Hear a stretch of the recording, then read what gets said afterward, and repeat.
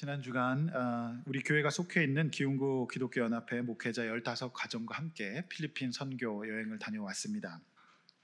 필리핀이라고 하는 나라는 한때 아시아의 강국이었습니다. 굉장히 잘 살았던 나라였음에도 불구하고 지금은 월 소득이 $130 이하인 빈곤층이 전 인구의 3분의 1을 차지하는 어이없는 상황을 맞이하게 되었습니다. 수도 한복판에 톤도라고 하는 거대한 쓰레기 마을이 있습니다. 그래서 이 쓰레기 마을에서 많은 사람들이 쓰레기를 뒤져서 이렇게 먹고 살고 있습니다. 수도 한복판에 이런 것들이 있기가 힘든데 저는 오래전에 경험했던 아프리카 말라위 선교 현장의 분위기를 느낄 수가 있었습니다. 선교사님들에게 듣게 된 이유는 극심한 빈부격차와 이를 해결할 생각이 없는 나라의 구조 때문이라는 것이었습니다. 소수의 부자들이 제조업이나 인프라 건설, 공업화 정책과 복지 정책을 자신의 기득권을 빼앗기는 것으로 보기 때문에 시도할 생각이 전혀 없답니다. 심지어 필리핀의 기득권과 또 지도층은 경제 발전을 원하지 않고 현재 불평등하고 후진적인 경제 구조가 그대로 유지되어서 본인들이 싼 값에 사람들을 고용할 수 있는 이 구조가 이어지기를 바란다는 그런 충격적인 말까지 제가 듣게 되었습니다. 아시아에서 먹고 사는 문제가 이렇게 힘들 수가 없거든요. 농사가 잘 되고 삼모작, 사모작이 가능한 상황 속에서 그들이 그렇게 사는 구조를 보면서 이 사회가 참 그 계층 간의 용서 화해가 참 힘들겠구나 그 생각을 하게 되었습니다. 스페인이라고 하는 나라가 380년간 식민 통치를 했고 그 이후 미국과 일본의 지배를 받았고 카톨릭의 90%를 차지하고 있는 이 상황 속에서 어떤 개신교 공동체 영적 부흥을 또 기대할 수가 없는 상황, 이 심한 계층 간의 이 반목 문제, 그래서 치안이 불안한 상황이 계속 반복되는 것이죠. 저는 오늘 이 본문을 보면서 용서와 화해가 이루어지려면 이 나라 가운데 온전한 영적인 부흥이 있어야 되겠다는 생각을 또 하게 됩니다. 오늘 저는 용서와 화해를 이루는 삶이라는 제목의 말씀을 준비했습니다. 끊임없이 빼앗기는 사건 속에서 이삭은 어떻게 용서와 화해를 이룰 수 있게 될까요? 이것이 오늘 우리가 함께 묵상해야 될 말씀의 주제가 되겠습니다. 자, 이제 본론입니다. 첫 번째, 여호와께 복을 받아야 용서와 화해를 이루는 삶을 살 수 있다라고 하는 것입니다. 자, 26절입니다. 그랄 왕 아비멜렉이 그 친구 아우삭과 군대 장관 비골과 더불어 이삭에게 찾아오게 됩니다. 자, 이 말씀에서 우리는 하나의 구조를 발견하게 되지요. 그들은 그룹이고 이삭은 혼자였습니다. 그러니까 지금 이 26절 말씀에 아비멜렉은 왕이지 않습니까? 그리고 동맹인 아우삭과 그 정부의 구성원들과 함께 옵니다. 그들은 정부인데 이삭은 혼자입니다. 근데 혼자인 것 같지만 아닙니다. 하나님 나라입니다. 이삭은 혼자인 것 같지만 하나님의 나라의 백성으로서 하나님께서 그들 집단을 함께 이렇게 대하고 계셨다는 것을 알 수가 있습니다. 우리는 혼자인 것 같지만 하나님은 우리를 하나님 나라의 백성으로 보시고 함께 이 세상 나라를 이제 대해 주신다라고 하는 것이죠. 교육학과 심리학에서는 이 집단의 역동이라는 말을 씁니다. 이 집단 가운데에서 사람은 살아가게 되고 이 그룹 가운데에서 많은 역동이 일어납니다. 흔히 10대가 되면은 10대 아이들이 이 집단에 소속되려는 특징을 보입니다. 그러나 이 10대의 집단은 그 집단 자체가 중요할 뿐 거기서 무엇을 하는지, 그 가운데 무엇이 있는지 그것이 별로 중요하지 않습니다. 무조건 집단을 이루려고 하는 특징을 가지고 있죠. 저는 26절에 아비멜렉의 그룹 속에서 그 10대 그룹의 역동을 느낄 수가 있었습니다. 그들은 그저 뭉쳐 있었을 뿐이고 뭘 하는지, 그 중심이 무엇인지는 관심이 없었고 악한 일을 행했던 그룹이었다라고 하는 겁니다. 근데 이 그룹을 우리 믿는 사람이 혼자 대적하는 것 같지만 아니다. 하나님 나라가, 국가 대 국가가 지금 대적하고 싸우고 있다는 것을 알 수가 있는 것이지요. 여러분, 그룹 자체는 나쁜 것이 아닙니다. 우리 집단 가운데 하나님이 계시느냐, 그리고 무엇을 하느냐가 중요합니다. 그래서 오늘 이 말씀 속에서 우리는 우리 인생 가운데 끊임없는 그룹을 만나게 됩니다. 끊임없는 집단 속에 우리는 속해 있게 됩니다. 근데 그 그룹에서 우리가 무엇을 하느냐, 또 그 중심에 무엇이 있느냐를 잘 분별해야 됩니다. 내가 어느 그룹에 속해 있느냐, 그 그룹의 성격이 무엇이냐에 따라서 내 인생의 성격이 규정될 수 있기 때문에 그렇다라고 하는 것이죠. 성도 여러분, 오늘 26절에 기록된 이 명단들 속에 우리가 있을 수도 있습니다. 그러나 우리는 때로는 외롭고 때로는 쓸쓸한 것 같고 빼앗기는 것 같은 삶 가운데서도 우리는 하나님 나라의 지원을 받는 백성인 줄로 믿습니다. 그래서 여러분, 좋은 믿음의 그룹, 말씀의 그룹, 사람을 살리는 그룹, 빼앗는 그룹이 아니라 살리는 그룹에 속해 있는지를 잘 분별하시고 그 그룹을 잘 선택하시는 것이 우리 인생의 매우 중요한 과제라고 볼 수가 있는 것이죠. 이 한 절 속에서 저는 그런 것들을 한번 또 묵상해 보게 되었습니다. 자, 27절입니다. 이삭은 그토록 자신을 괴롭혔던 그들이 찾아옵니다. 너희가 나를 미워하여 나에게 너희를 떠나게 하였거늘 어찌하여 내게 왔느냐, 이런 말을 하게 됩니다. 창세기 시대에 그토록 소중했던 우물 자체, 이거를 7번이나 빼앗겼는데 그 빼앗기는 것 자체 속에서도 우상을 우물로 삼지 않고 하나님이 인도하신 것을 믿는 믿음 때문에 싸우지 않았던 이삭입니다. 저는 이 본문을 보면서 참 놀라운 것은 이삭의 정서와 내면 세계가 지금 건강하다라고 하는 것을 보게 됩니다. 그들이 먼저 찾아와 화친을 청하는 상황 속에서 이때는 자신의 감정을 건강하게 표현할 수 있어야 합니다. 이삭은 지금 과거의 삶 가운데 과거의 사연에 매이지 아니하고 지금 상황의 현실 속에서 건강하게 상호작용하고 있는 것이죠. 26절에서 그들이 그룹지어 올라왔을 때 만약 여러분이 이삭이라면 어떻게 대하시겠습니까? 이삭이 겪었던 일들을 생각해 보십시오. 여러분은 어떻게 그들을 대하시겠습니까? 그들은 집단이고 나는 혼자입니다. 이 상황 속에서 여러분은 어떤 정서가 작동되겠습니까? 되게 많은 사람들은 그들의 발자국 소리만 들어도 심한 분노가 일어나고 싸우거나 도망가거나 방어적이 될 가능성이 많겠습니다. 그런데 오늘 이삭이 그들을 보면서 지난날의 사연에 이끌리지 않고 지금 이 상황 속에서 그들이 화해를 청하러 왔다는 것을 읽게 됩니다. 그리고 그들의 눈빛과 행동, 표정을 잘 읽고 그들이 지금은 싸우러 온 것이 아니라 그들이 지금 겁먹고 있고 그들이 지금 나에게 화해를 청하러 왔다는 그것을 이제 파악하게 됩니다. 이거는 현실 속에서 지금 이 상황 속에서 건강하게 상호작용하지 못하면 하지 못하는 일입니다. 바로 피해버리거나 이제 드디어 나를 완전히 밟으려고 하는구나 라고 해석하고 전쟁을 선포할 수도 있는 상황입니다. 여러분, 이 시점에서 우리는 인생의 중요한 교훈을 얻게 됩니다. 지금 굉장히 중요한 시점입니다. 지금 브엘세바에서 예배가 회복되었고 지금 이 상황 속에서 지금은 전쟁의 때가 아니고 화평의 때고 현실적으로도 전쟁을 벌일 때가 아니고 이 은혜의 때를 유지할 때거든요. 매우 중요한데 이 중요한 시간에 합리적인 판단을 내리려면 두 가지가 있어야 됩니다. 이삭은 지금까지 자신을 인도하신다는 분명한 믿음이 있었어요. 내가 이 우물을 뺏겨도 하나님께서 우물을 또 주실 것을 믿는 믿음이 있었지 않습니까? 그 믿음이 분명히 있었어요. 빼앗기는 상황 가운데서도.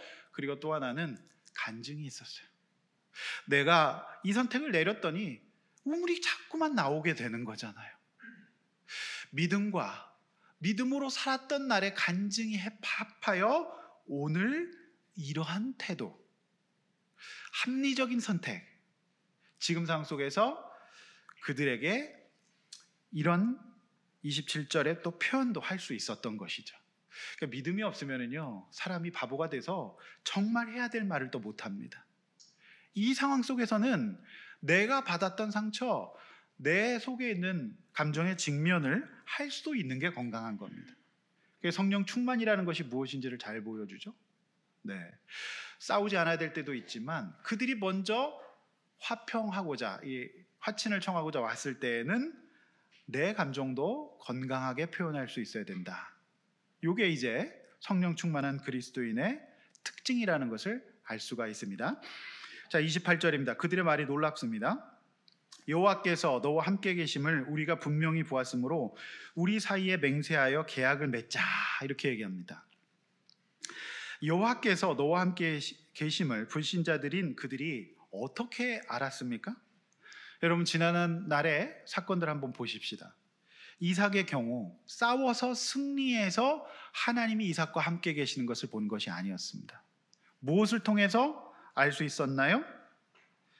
여러분, 이삭은 빼앗기는 상황 속에서도 믿음 생활을 유지하고 끊임없이 현실 속에서 자신이 할 수 있는 최선의 삶을 살아가는 것, 그리고 빼앗긴 우물을 거기에 집착하지 않고 새로운 우물을 계속해서 파는데 물이 계속 터지는 환경, 이걸 보면서 사실상 희생과 내어줌의 과정에서 저들은 이삭과 하나님이 함께 하시는 것을 보게 된 것이죠. 여러분, 성경에서는요, 승리하고 이기는 경우에 저들이 하나님과 함께 하심을 보게 되는 경우도 많지만 사실상 성경 전체의 맥락에서는 반대의 경우가 훨씬 더 많습니다. 희생과 인내와 그리고 내어주는 환경 속에서 오히려 세상은 우리 그리스도인들의 속에 있는 하나님에 대해서 궁금해하고 알게 된다라고 하는 것이죠. 결정적으로 예수 그리스도께서 로마의 군인들에게 대항하시고 그들의 정부를 뒤집어 엎는 방식이 아니라 십자가를 지시고 자신의 몸과 피를 내어주시는 방법으로 오늘 세상은 우리 안에 있는 예수 그리스도, 이 세상 속에 이 방식으로 하나님의 영광을 드러내셨다라고 하는 것이죠. 성도 여러분, 여러분들이 그 누군가에게 내 안에 있는 하나님을 알리고 싶으시고 그 능력을 보여주고 싶으실 때 여러분들은 어떤 방식으로 보여주고 싶으십니까? 이삭은 계속해서 빼앗기는데 빼앗기는 것 같지 않는 거예요. 그 속에서 세상이 하나님을 알게 되는 것입니다. 이것이 바로 기독교인 것이죠. 때론 이처럼 다투지 않고 자신의 희생을 감수하고 묵묵히 우물을 파는 수고를 할 때 세상은 우리 안에 있는 하나님을 보게 될 것입니다. 그랄랑 아비멜렉과 그 일당은 한두 번 흙으로 메어버리고 쫓아내면 될 줄 알았습니다.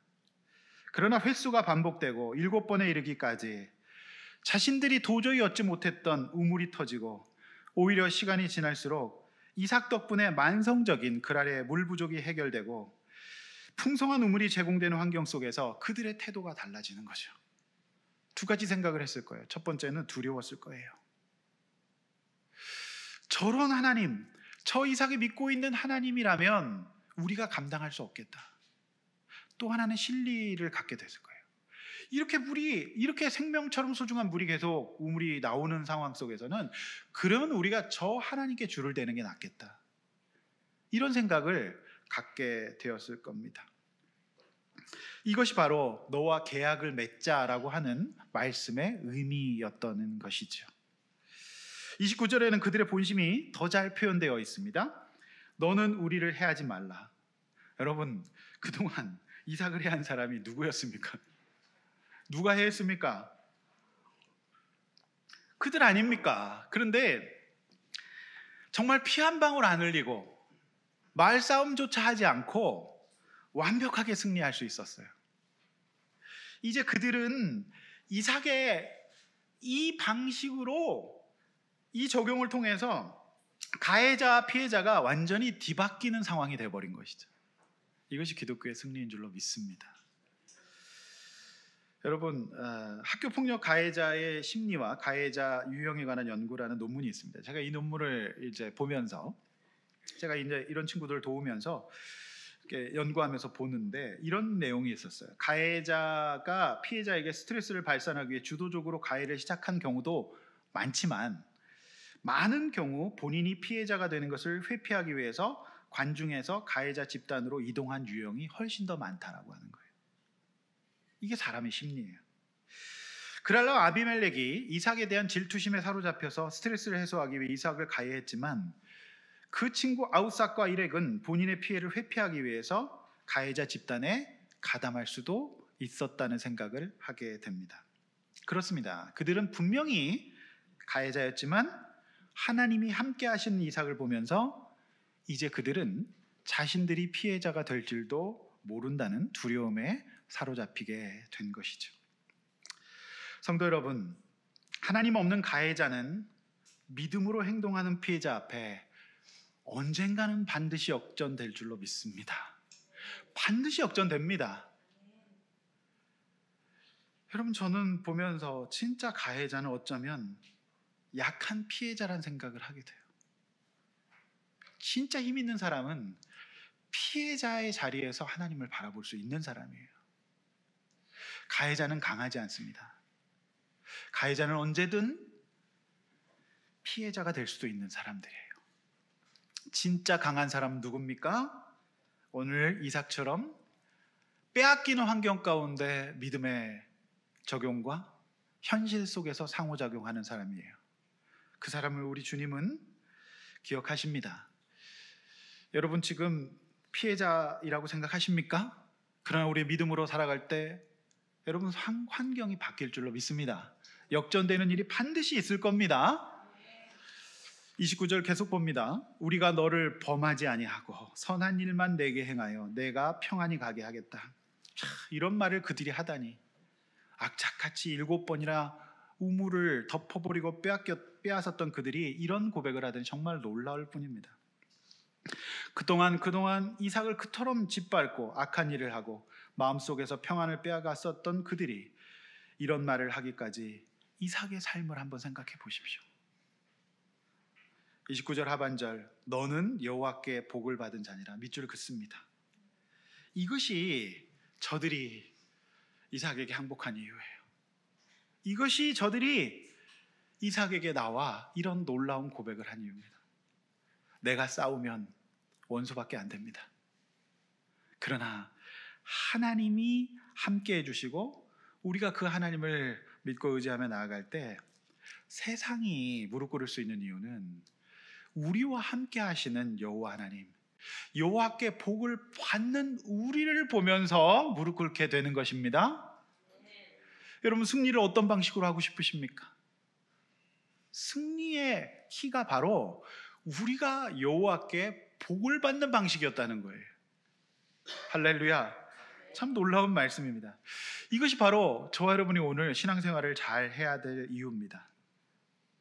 우리가 이기려면 우리의 힘을 기르고 우리가 전투력을 올려야 될 거로 생각하지만 성경은 우리 가운데 하나님의 복이 임하면 게임이 끝난다라고 말씀하고 계시는 거예요. 창세기에서 믿음의 족장들과 언약을 맺으셨던 하나님은 저와 여러분들에게 여전히 복 주시기를 원하십니다. 그래서 오늘 이렇게 화창하고 좋은 날 우리가 다른 곳에 가지 않고 예배를 드리는 거죠. 반드시 여러분들도 29절의 말을 들을 날이 올 것입니다.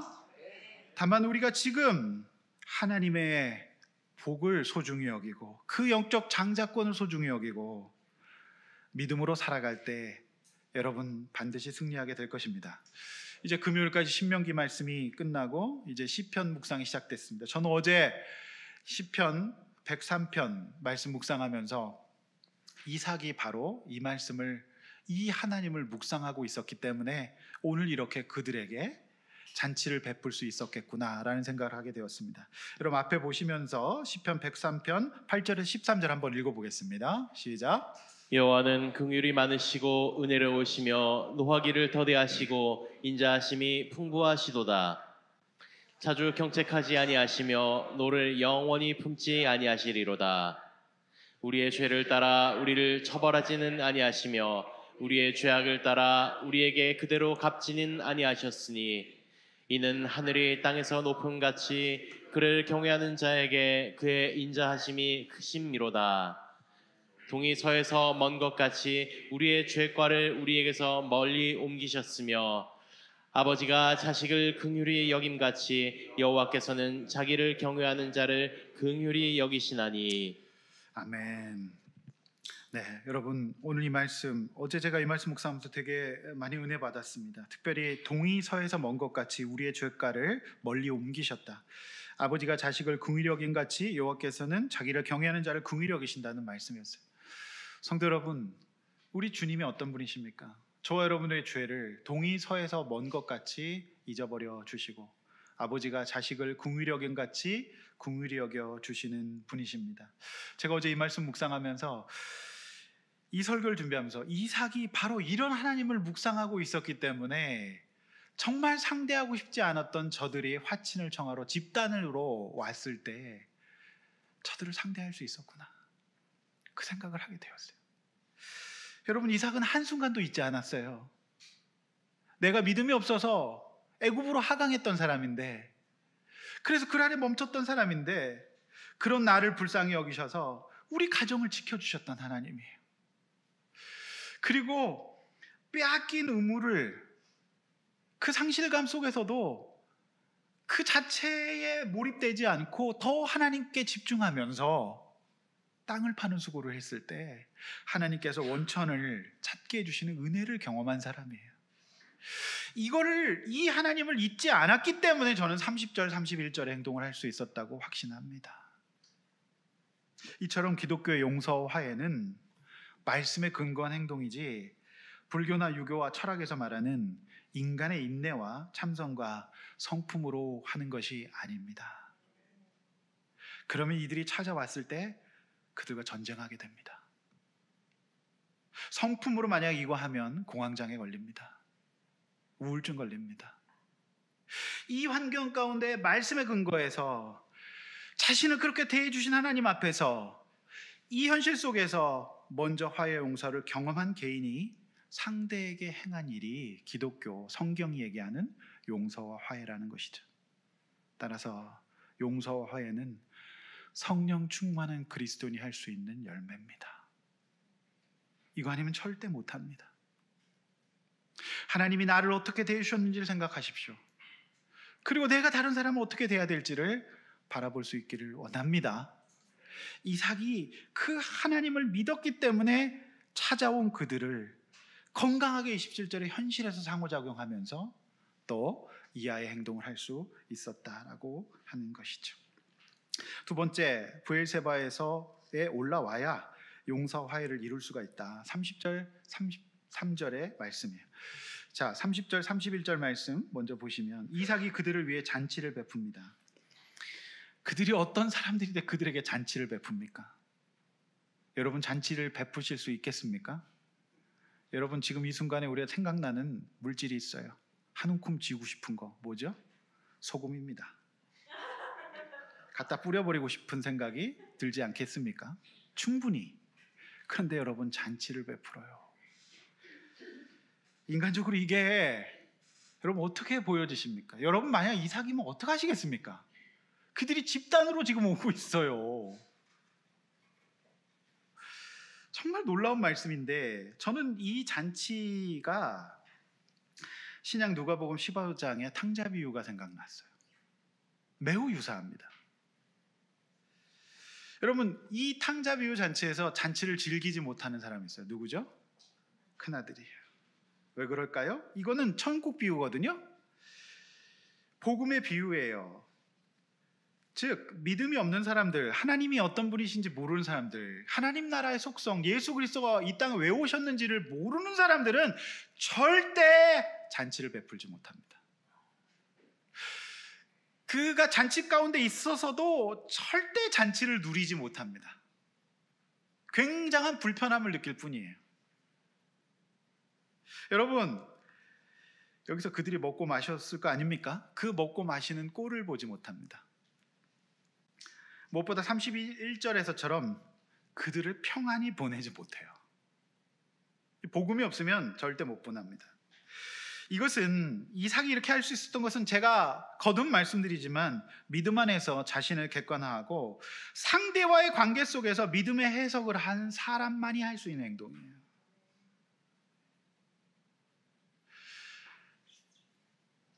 여러분, 정말 놀라운 겁니다. 이게 빼앗긴 상황 속에서 믿음을 잃지 않고 회복을 경험한 간증이 있는 사람이 베풀 수 있는 천국 잔치예요. 할렐루야. 그래서 저는 이 본문을 보면서 오늘날 이스라엘, 가자, 또 중동 여러 가지 전쟁이 답이 여기 있다고 봐요. 그들 믿음의 조상이 이렇게 잔치를 베풀었는데 계속 싸우고 있는 거거든요. 물론 전쟁의 시작은 하마스가 먼저 했습니다. 아직도 한 130명 정도가 인질로 잡혀서 매일 죽어가고 있거든요. 근데 유럽의 이제 대통령들과 이 사람들이 하도 안 되니까 전쟁은 전쟁을 부를 뿐이니 이제 평화를 하라고 조언할 정도의 상황이 됐어요. 정말 참혹합니다. 근데 그들은 예수 그리스도의 복음이 없어요. 아직도 구약 율법의 유대교에 머물러 있어요. 그러니 이에는 이 눈에는 눈일 수밖에 없는 거죠. 여러분, 26장 속에 저는 오늘 중동의 평화에 답이 있다고 생각합니다. 그래야 끝납니다. 성도 여러분, 나는 지금까지 계속해서 원수를 만드는 삶인가요? 아니면 잔치를 베풀고 사람을 살리는 삶을 살았나요? 저는 이 본문을 보면 묵상할수록 이 세상 최고의 심리학 교과서, 상담학 교과서는 성경이라는 거예요. 이거 세상이 할 수 없어요. 하나님의 은혜와 말씀 앞에서 자신을 객관화 보고, 그리고 그 상대가 빼앗기는 환경 속에서 믿음의 해석을 하는 사람이 천국 잔치를 베풀 수 있고요, 평화를 선포할 수가 있는 거예요. 복음이 없으면 바로 전쟁할 수밖에 없는 겁니다. 그럼 다 죽는 겁니다. 원한에 원한이 물게 되어 있습니다. 결국 예수 그리스도 그 복음 앞에서 충만한 삶이 인간의 가장 회복된 삶이에요. 세상의 방법은 이것을 줄 수가 없어요. 여러분, 이 본문 속에서 어떻게 이삭이 억지로 하는 게 보입니까? 그의 행동은 너무나도 물 흐르듯이 자연스러워요. 성도 여러분, 하나님 여러분 사랑하십니다. 여러분을 축복하실 겁니다. 그리고 여러분과 관계 맺는 많은 사람들을 여러분이 복을 받는 방식으로 해결해 주실 겁니다. 전쟁에서 싸워 이기는 방식이 아니라 저와 여러분들이 은혜를 경험하고 하나님이 함께 하신 걸 보면서 그가 이제 가해자에서 피해자로, 그가 이제 겸손하게 먼저 다가올 날이 반드시 있을 겁니다. 여러분, 잔치를 베풀지언정 전쟁을 선포하지 마시기를 바랍니다. 교회 안에서 잔치 안에 들어와 있지만 큰아들처럼 살지 맙시다. 잔치 안에 들어와 있는데 즐기지 못하는 사람이 되지 맙시다. 오늘 예배만큼은 좀 환하게 웃어주십시오. 오늘 이게 천국잔치가 됐으면 좋겠어요. 목사님이나 그렇게 하세요. 이거 좀 오늘은 정말 하면 안 됩니다. 성도 여러분, 복음으로 충만한 저와 여러분 될 수 있기를 원합니다. 이번 주 수요일 날 우리 배전도사가 수요 큐티 예배를 인도해 줬어요. 제가 필리핀에서 그 인터넷 상황이 안 좋아서 잘 못 들었어요. 그래서 이제 새벽에 목요일 날 들어와서 다시 쭉 들어봤는데 정말 은혜 받았어요. 못 들으신 분들은 홈피에 다시 올려놓겠습니다. 사역자 설교회, 이거는 기념비적인 설교이기 때문에 반드시 증표로 남겨야 될 설교라고 생각해요. 우리 배전사는 정말 장점이 많은 사람입니다. 열정이 있고 따뜻하고 사람들에 대해서 관심이 많고 좋은 사람이에요. 그런데 우리 배전도사가, 제가 그 신대원 동기 아닙니까? 엄마는 굉장히 각 잡히고 굉장히 이렇게 규칙적인 분이에요. 그러니 너무나도 다른 아들을 많이 혼냈고, 그리고 성장 과정 속에서 엄마 아빠는 선교제에 들어가 있고 이제 엄한 이제 선교사 학교에서 또 관리를 받으면서 우리 배전도사의 성향이 얼마나 힘들었겠습니까? 너무나도 장점이 많음에도 불구하고 그 장점을 덮어버리는 단점들이 이제 보이는 거죠. 그거를 계속 세상은 지적을 했던 거죠. 그래서 저는 이제 치료자로서 치료를 제가 이제 권했죠. 근데 이제 베드로사의 설교 가운데 이렇게 얘기하더군요. 하나님께서 나를 이렇게 지으셨는데 감사하며 살고 싶은데 약을 먹으면 예배가 맹숭맹숭 뜨겁지 않기 때문에 예배에 대한 이 약에 대한 거부감이 생겼다. 이렇게 말했어요. 제 얘기 아닙니다. 이게 이제 ADHD의 성향이거든요. 이거는 굉장히 정상적인 상황이에요. 왜냐하면 약이 들어가면 이제 충동성을 조절해 주기 때문에 옛날에 끝까지 달렸던 충동성이 있다면 조금 잡아줘요. 그러니까 말도 그렇고 행동도 그렇고 조금 컴다운 시켜주죠.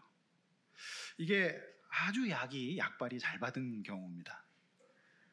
근데 이제 그렇게 되면은 뭔가 피크를 쳐야 되는데 안 되거든요. 바로 그 얘기예요. ADHD는 이제 집중력이 떨어지고 일상생활과 학습, 성취에 어려움이 생겨요. 세밀하고 반복적인 주의가 필요한 소위 재미없는 일, 도파민이 안 나오는 일에는 지루함을 곧잘 느낍니다. 그러니까 도파민이 나오는 상황 속에서는 충동성이 굉장히 활발하게 되면서 특정한 문제에 과도한 열정을 보이게 됩니다. 밤을 새워도 피곤하지 않는 슈퍼맨이 돼요. 그게 이제 특정 문제이기 때문에 그런 겁니다. 그래서 여러분 ADHD를 무시하지 마십시오. 이 세상에서 성공한 ADHD들은 정말 초대박을 칩니다. 근데 대부분 대박이 안 나기 때문에 이제 문제거든요. 에디슨도 역시 마찬가지였고 스티브 잡스도 마찬가지였고요. 마이크로소프트의 회장도 그런 성향이 있다고 전문가들은 보고 있어요. 더 나아가 아인슈타인까지 잠을 안 자고 도파민이 나오는 일에 몰입된다라고 하는 거예요. 근데 우리 배전도사 같은 경우는 선한 중독이 있었던 거죠. 어떻게 보면 어딜 가서도 채울 수 없는 마음들을 예배를 통해서, 특별히 이 집회 찬양을 통해서 굉장히 충독이 되니까 그게 얼마나 소중했겠어요. 그건 굉장히 감사한 거죠. 근데 이제 이런 모습들을 이제 일반 심리학자들은 뭐라고 보는지 아십니까? 놀랍게도 그 부분을 종교 중독이라고 봐요. 그러니까 이제 막 모여서 수련회라고 찬양 집회라고 이러면 너무너무 재밌고 신나는 거거든요. 근데 이제 그게 약이 그걸 눌러주니까 이게 싫은 거죠. 충분히 이해할 수 있어요. 네. 배전도사는 지난 자신의 원수가 무엇이냐면 자신의 연약함을 인정하지 못하고 자신의 생각대로 살려고 하는 자아였다라고 말하고 있어요. 참 좋은 은사를 갖고 귀한 우리 사역자입니다. 그런데 이게 뭐냐면 이 상황뿐만이 아니라 일상 가운데에서도 쭉 이어져야 하거든요. 소위 생활의 예배라고 하는 겁니다.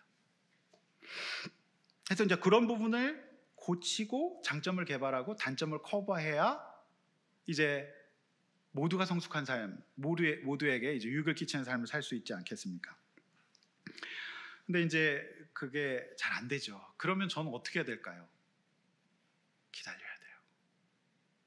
근데 제가 26년을 부교육자 생활했거든요.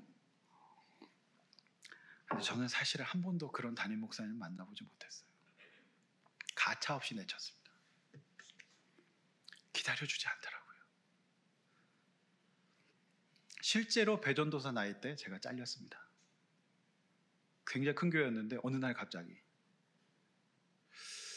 그래서 저는 그렇게 생각했어요. 그러면 이제 나는 어떻게 할 것인가? 하나님이 나에게 일하셨던 하나님, 그리고 이 환경 가운데에서 어떻게 제가 우리 귀한 청년을 대할 것인가? 이것이 사실 저의 이삭 적용이에요.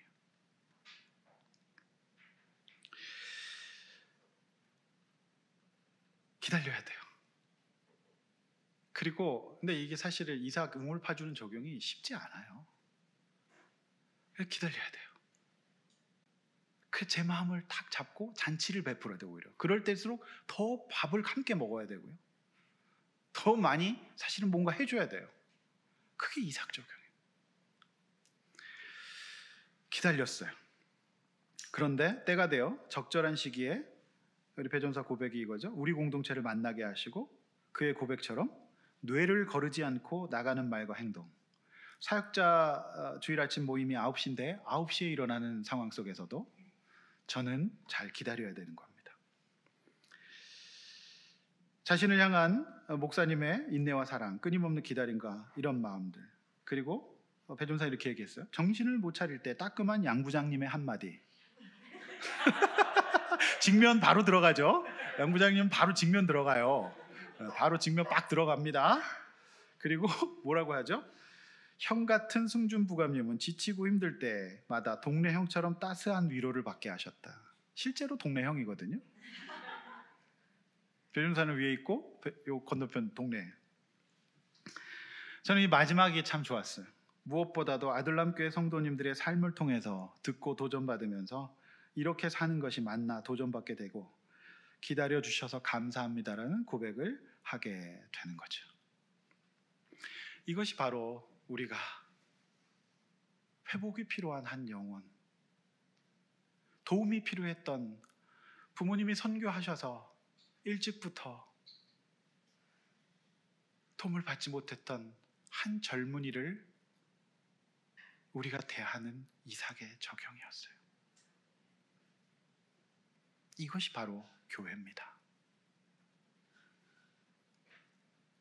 저는 그런 케어를 받은 적이 없어요. 우리 교회는 작지만 이런 도움이 필요한 사람들에게 진료를 지원합니다. 검사비를 지원합니다.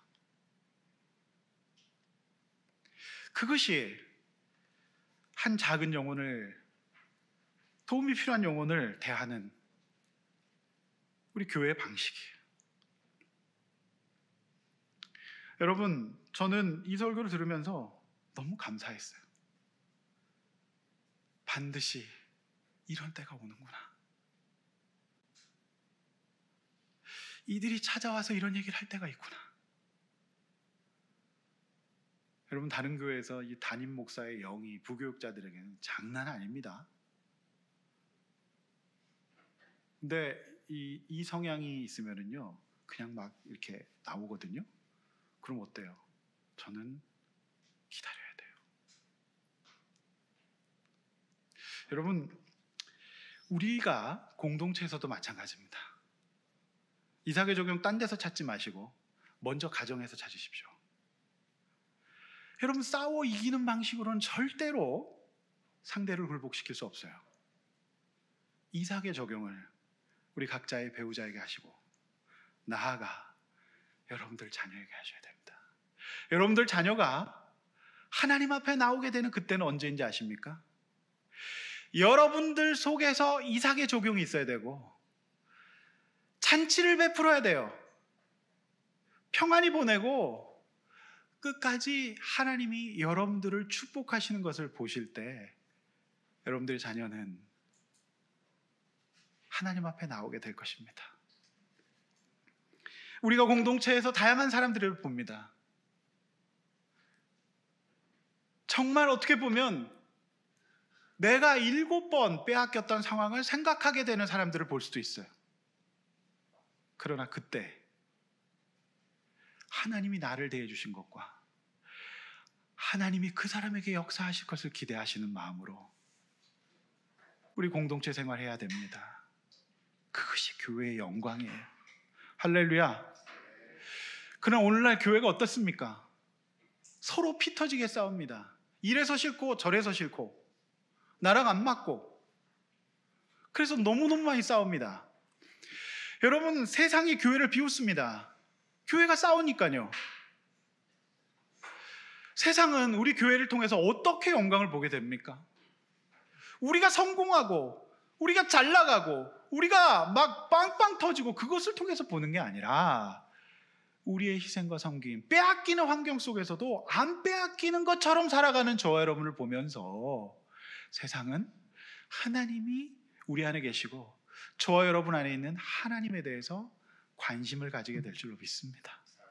저분은 진짜 못 살 것 같은데 살아가는 모습을 보면서 여호와께 복을 받은 자라고 인정하게 될 줄로 믿습니다. 저들이 지금은 가해자지만 피해자의 역할을 피해자 환경으로 낮아지게 겸손하게 하실 겁니다. 그것이 오늘 이 본문이 보여주는 묵직한 교훈인 것이죠. 사랑하는 성도 여러분, 이삭은 지금 가장 많은 것을 잃은 것 같지만 믿음으로 행했던 그는 가장 많이 얻은 자가 됐습니다. 32절, 33절 봅니다. 마지막 그날에, 여러분 바로 그날이 어떤 날이에요? 7번 우물을 빼앗았던 치가 떨리는 그들에게 잔치를 베풀고 평안히 보냈던 그날에, 그와 함께 식사하고 그렇게 많은 사람들에게 엄청난 잔치 비용을 들여서 밥을 먹인 그날에 어떤 일이 일어납니까? 그날이에요. 동그라미 치세요. 그날에 어떤 일이 일어나요? 주인님, 우물이 터졌어요. 바로 그날에. 즉 이게 뭐예요?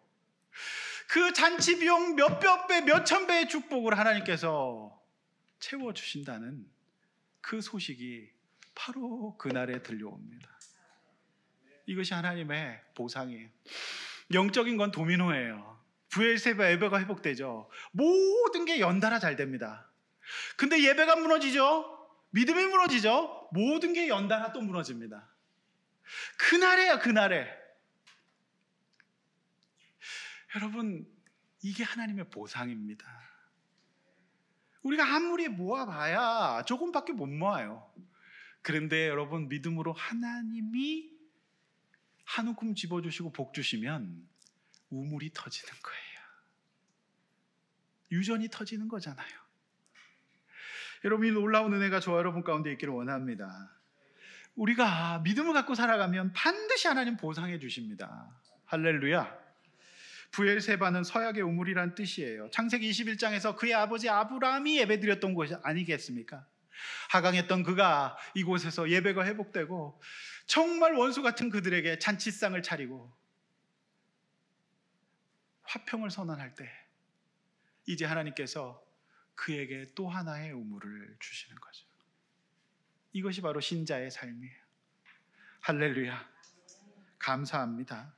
하나님 앞에 영광 돌립시다. 진정한 화해는 어떻게 일어납니까? 약하고 강한 상대를 악하고 강한 상대 누가 제압할 수 있습니까? 하나님이 싸워주시면 돼요. 성도 여러분, 이 세상에서 반드시 필요한 물만 얻고자 하는 사람은 잃게 될 것입니다. 그러나 얻고자 하는, 하나님을 얻고자 하는 사람, 부엘세바의 하나님을 부르는 사람은 구하지 않았던 물도 얻게 되고 내가 적용으로 사용했던 많은 물질들을 엄청난 보상으로 채워주실 것입니다. 이 적절한 하나님의 은혜를 감사합니다. 오늘 저는 이 본문을 보면서 이제 사실 우리 김규현 우리 집사님의 친구분이 오늘 예배 방문하셨는데 사실 저희가 기도 많이 했었습니다. 근데 오늘 딱 오는 걸 보면서 오늘이 그날이구나. 저는 그냥 이 일이 느껴지지 않았어요. 왜 오늘 올까? 네, 우리가 서로 버티며 서로 인내하며 시간을 보낼 때 하나님께서 오늘 저는 선물 같다는 느낌을 받았어요. 우리 교회 바로 옆에 사시거든요. 그래서 하나님께서 우물 같은 그런 느낌을 저는 받게 되었어요. 할렐루야. 네, 부담드려 죄송합니다. 네, 누구라고는 말씀 안 드려서 누구라고 궁금해하지도 마세요. 네, 일어나라 뭐 이런 거 안 합니다. 그냥 제 묵상이에요. 네, 그렇게 정말 한 1년 이상 기도했거든요. 네. 근데 어저께 갑자기 김 집사가 친구 이렇게 한다고 집에 가서 이렇게 교제하고 온다고 그러는데 우리 또 오 집사가 또 아침에 혼자 일찍 와서 예배 또 잘 드리고 그렇게 하더라고요. 감사해요. 그래서 우리 김 집사가 저한테 그런 얘기 하더라고요. 제가 김 집사한테 읽으라고 제 책을 줬는데 친구에게 줬대요. 근데 친구는 본인이 안 읽고 어머니에게 줬답니다. 근데 어머니가 그 책을 읽고 여기 참 좋은 공동체인 것 같으니까 너 여기서 신앙생활 했으면 좋겠다라는 권면을 받고 오늘 방문하게 되셨다는 거죠. 할렐루야. 왜 오늘일까요? 네, 저는 제 나름대로 제 목회는 하루하루가 이런 날인 것 같아요. 말씀을 맺습니다. 승리하십시다. 브엘세바의 인생을 삽시다. 여호와의 이름을 부릅시다. 여러분에게 반드시 축복하실 겁니다. 여러분 제발 전쟁을 그치고 잔치를 합시다. 원수를 그만 만들고 축복과 화평의 인생을 삽시다. 그것이 저와 여러분들이 해야 될 적용이에요. 이렇게 한번 나눠보십시다. 내가 만약 이삭이라면 찾아온 아비멜렉 일당을 어떻게 대하시겠습니까? 이삭처럼 중요한 순간에 합리적인 판단을 내리기 위한 조건인 믿음과 간증이 있습니까? 정말 중요한 시점입니다. 용서 화해를 이루어야 할 상대는 누구일까요? 진정한 용서 화해를 이루기 위해서 여호와 하나님께 복을 받는 자가 되어 먼저 자신을 돌아보고 믿음으로 인내하는 기도를 드립시다. 할렐루야. 우리 찬양하고 기도하겠습니다. 말씀과 관련된 찬양입니다. 보소서 주님 나의 마음은 선한 것 없습니다. 보소서 주님 나의 마음은 선한 것 하나 없습니다. 그러나 내 모든 것 주께 드립니다. 사랑으로 안으시고 날 새롭게 하소서. 주님 마음 내게 주소서. 내 아버지 주님 마음 내게 주소서. 나를 향하신 주님의 뜻이 이루어지도록 주님 마음 내게 사랑을 가르치소서. 내게 사랑을 가르치소서. 당신의 마음으로 용서하게 내 마음으로 용서하게 하소서. 주의 성령 내게 채우사 주의 길 가게 하소서. 주님 당신 마음 주소서. 주의 성령 내게 채우사 주의 성령 내게 채우사 주의 길 가게 하소서. 주님 당신 마음 주소서. 주님 마음 주님 마음 내게 주소서. 내 아버지 주님 마음 내게 주소서. 나를 향하신 주님의 뜻이 이루어지도록 주님 마음 내게 주소서. 여러분 시간에 함께 한번 기도하십시다. 하나님 내 삶에 사실 온전히 빼앗김 밖에 없었습니다. 그러나 이 빼앗김 환경 속에서 내가 어떻게 살아야 될지 오늘 말씀으로 너무 세밀하게 가르쳐 주셔서 감사한데 아버지 나는 적용할 자신이 없습니다. 저들을 바라보고 함께 잔치를 베풀고 돈을 쓰고 시간을 쓰고 그럴 마음이 없습니다. 주님 그러네 천국 잔치를 베풀어 주시고 나를 위해 몸과 피를 내어주신 예수님 앞에서 아버지 하나님 지금이라도 이제부터라도 아버지 하나님 원수 맺고 선 가르는 삶이 아니라 주님 앞에 잔치의 삶 화평케 하는 삶 그래서 나도 행복한 삶 내 우물을 선물로 받는 삶을 살게 해달라고 내 가운데 함께 해달라고 아버지 하나님 주님 나와 함께 하여 주셔서 나에게 복을 달라고 그래서 저들이 주님을 인정하게 해달라고 주여 한번 외쳐 기도하겠습니다.